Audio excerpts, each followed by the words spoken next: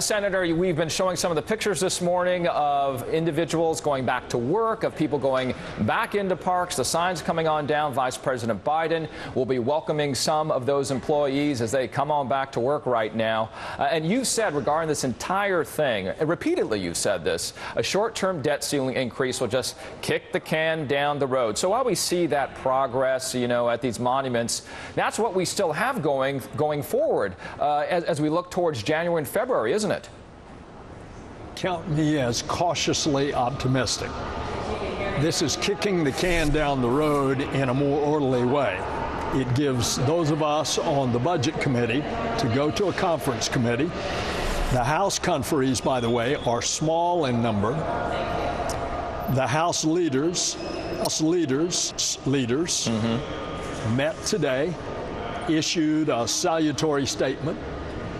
I've had a number of conversations.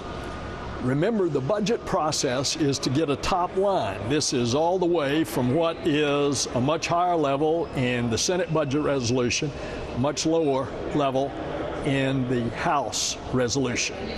But we can get to that number with certain assumptions. Now, Republicans want income tax return reform. They want some tweaking of the entitlement programs.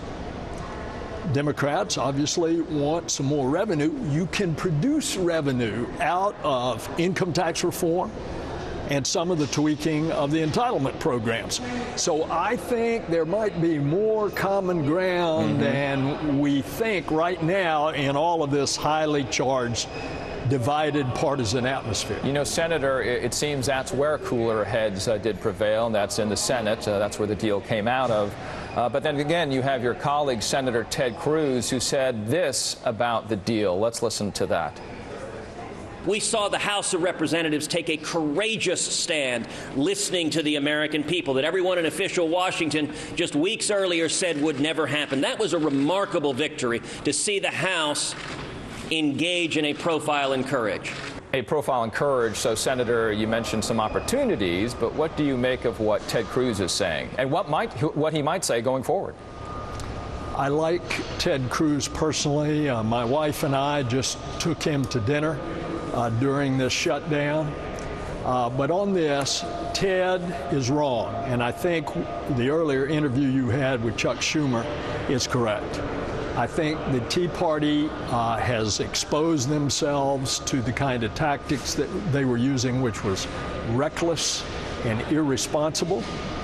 And I believe as we go forward, you all in the media like to use the word adults, get the adults in the room.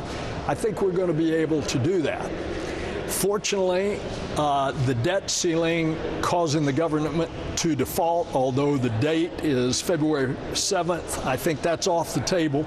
So what we've really got to concentrate on between now and December the 13th is to get a budget agreement that will then replace that sequester that takes us so low on January the 15th. Senator, you said you sat down to have dinner with Ted Cruz. What did you talk about?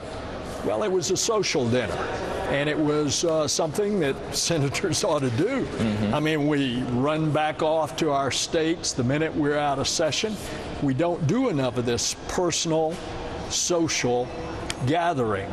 And my wife and I thoroughly enjoyed about Ted and getting to know him in the conversations, his background, his family. Likewise, he did with us.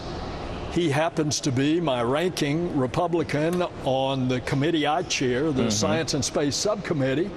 I'm trying to get him to understand how important NASA is, that you can't put the sequester in there, $1.5 billion left on NASA, and do everything that little space agency wants to do. So I think it's building confidence in personal relationships, and then let's get to the tough, thorny policy matters. Senator Bill Nelson, more dinners needed, certainly, if that works for us. I appreciate that. Thank you for your time again.